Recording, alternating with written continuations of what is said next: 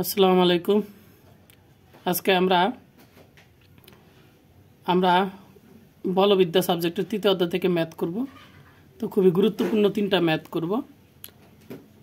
আশা করি এই তিনটা থেকে আপনাদের একটা কমন থাকবে। 1 নম্বর প্রশ্নটি হলো, নির্দিষ্ট একটা বেগে একটা গুলি একটা তক্তা ভেদ করতে পারে। গুলিটির বেগ যদি আমরা 4 গুণ বৃদ্ধি করে দিই, তাহলে অনুরূপ মানে যেই তক্তার কথা বলা হয়েছে অনুরূপ কতটি তক্তা ভেদ করতে পারবে। তো যেই গুলিটা নিক্ষেপ করা হয়েছে ধরি সেইটার আদি বেগ তো দেওয়া নেই, তা আমি ধরি v0 বেগে গুলিটা কি আসছে, তাহলে এটা তার আদি বেগ। এখন এই গুলিটা যখন তক্তাকে ভেদ করবে, মনে করেন এটা একটা কি তক্তা, এই তক্তাটাকে ভেদ করতেছে একটা গুলি, আসতেছে কোন বেগে? v0 বেগে। এখন যখন ভেদ করবে এটাকে, এই যে এখান থেকে এখানে যাবে, এই জায়গায় পৌঁছাইলে তার বেগটা, তার যে শেষ বেগ হবে সেইটা হয়ে যাবে কত? 0 হয়ে যাবে। তাহলে বস্তুটা আদি বেগ হলো v0, যে বেগে আসতেছে, আর যখন তক্তাটা ভেদ করে, ঠিক আছে, তখন তার বলা আছে যে গুলিটি তক্তা ভেদ করতে পারে, অর্থাৎ ভেদ করার পরে তার বেগটা কি হয়ে যায়? 0 হয়ে যায়। আর এই যে তক্তা রয়েছে এটার একটা কিন্তু পুরুত্ব রয়েছে, সেটাকে আমরা ধরলাম x।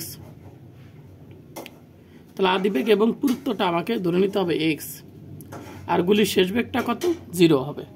না বলে দিলেও বুঝতে হবে 0।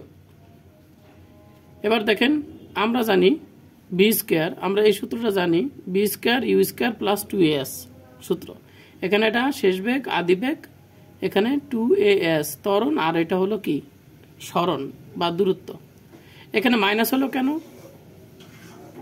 একটা বস্তুর বেগ যখন একটা এই তক্তার ভিতরে প্রবেশ করে, এই বস্তুটা যে বেগে আসছিল গুলিটা তক্তার ভিতরে প্রবেশ করার কারণে এই গুলিটার বেগ কিন্তু আস্তে আস্তে হ্রাস পেতে থাকে, কারণ এই তক্তা কর্তৃক বাধা প্রাপ্ত হয় গুলিটা, এবং একটা সময় তার বেগ 0 হয়। তাহলে বেগটা ধীরে ধীরে হ্রাস পাইছে, মানে হলো মন্দন হয়েছে, এর মান এটা হলো কি মন্দন, ঠিক আছে। ত্বরণটা বেগ হ্রাস পাইছে, তাই মন্দন হয়েছে, এই জন্য এখানে মাইনাস হয়েছে। এখন শেষ বেগ কত? শেষ বেগ হলো 0। আদি বেগ কত? v0। আর এখানে আমার এটা আমার কিন্তু দেওয়া নাই, ত্বরণটা উদ্দীপকে কিন্তু দেওয়া নাই, কিন্তু এসটা হলো কি? এসটা হলো তক্তার পুরুত্ব। তাহলে গুলিটা কত পরিমাণ দূরত্ব অতিক্রম করছে? তক্তা যতটুকু পুরুত্ব সেই তক্তা পরিমাণই দূরত্ব অতিক্রম করছে, কারণ নির্দিষ্ট একটা গুলি একটা তক্তা ভেদ করতে পারে। তক্তা ভেদ করতে মানে কি? এক্স পরিমাণ দূরত্ব স্মরণ করতে পারে তার, ঠিক আছে। যখন এস এর মান হলো এক্স, তাহলে গুলিটার অতিক্রান্ত দূরত্ব হবে এক্স হবে। তো আমরা এখান থেকে কি বের করে নিব? আমরা এখান থেকে বস্তুটা ত্বরণ বের করে নিব। কি ত্বরণ? যখন পরীক্ষায় এরকম প্রশ্ন আসে, গুলির বেগ 3 গুণ 4 গুণ যাই আসুক না কেন, আপনারা এই নিয়মে করবেন। তাহলে আমরা এখান থেকে ত্বরণটা বের করে নিলে এটা রাখে 2x দ্বারা এখানে ভাগ করে দেব। তাহলে আমরা এই পুরোটা পেয়ে গেলাম, একটা ত্বরণ পেয়ে গেলাম, ঠিক আছে। তাহলে গুলিটা কোন ত্বরণ, কি ত্বরণ দিয়ে চলে? এই ত্বরণ নিয়ে চলে। দ্বিতীয় ক্ষেত্রে এটা তো আমাদের গেল প্রথম সাবজেক্টটা। দ্বিতীয়তে বলছে গুলির বেগ যদি 4 গুণ করা হয়। কার 4 গুণ? আগে ছিল v0, আর এখন v0 এর কত? 4 গুণ করলে কত হবে? 4 গুণ করলে কতটি তক্তা ভেদ করতে পারবে? তাহলে বেগ যদি আমরা বাড়াই, তাহলে তক্তা তো অনেকগুলো কি ভেদ করতে পারবে। তা ধরলাম এবার n সংখ্যক তক্তা ভেদ করে। কত? n সংখ্যক তক্তা ভেদ করতে পারে। কখন? যখন গুলির গতি আদিবেগটা কত হয়?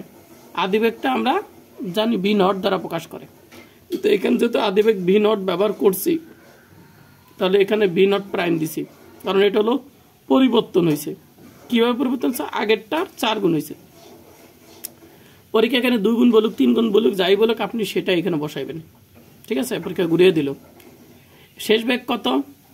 আগের মতনই, যখন তক্তা ভেদ করা শেষ হবে তখন তার শেষ বেগটা কত হবে? 0 হবে, ঠিক আছে। আচ্ছা, এখন গুলির অতিক্রান্ত দূরত্ব। গুলির অতিক্রান্ত দূরত্ব, গুলিটা কতটুকু দূরত্ব যাবে?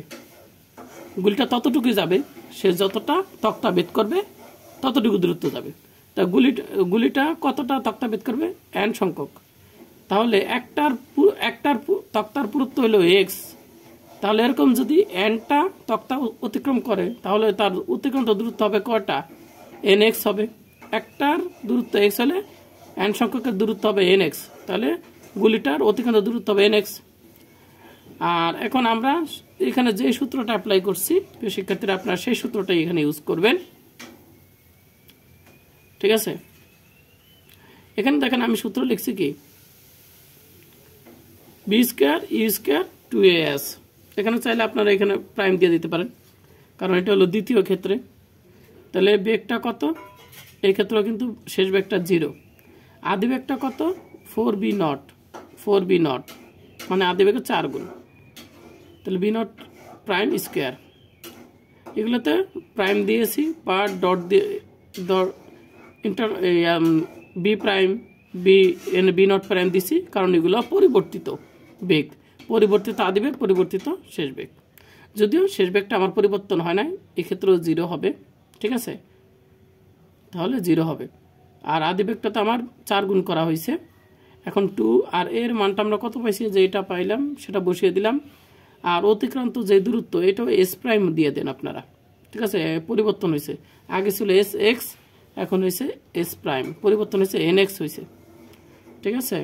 আচ্ছা, দিয়ে দিলাম। এখন আপনারা কি করতে পারেন, তবে আপনারা যদি পরীক্ষায় এস প্রাইম এগুলো যদি নাও দেন কোনো সমস্যা নেই, শুধু মানগুলো ঠিকঠাক মতন বসাতে পারেন তাও হবে। তো এটা বর্গ করলে এত, আর এখানে 2 কেটে দিলাম, এক্স এক্স কেটে দিলাম, তাহলে এন b0 স্কোয়ার থাকে। যেহেতু আমাদের তক্তার সংখ্যা বের করতে হবে, তাহলে এনটা আমার বের করতে হবে, তাই এইটাকে আমরা এই সাইডে নিয়ে আসলাম, মাইনাস প্লাস হয়ে গেল।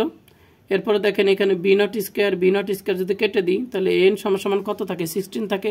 তাহলে তক্তা বের করতে পারবে কতটি, 16টি, যখন আমরা বেগটা আদি বেগ 4 গুণ করব।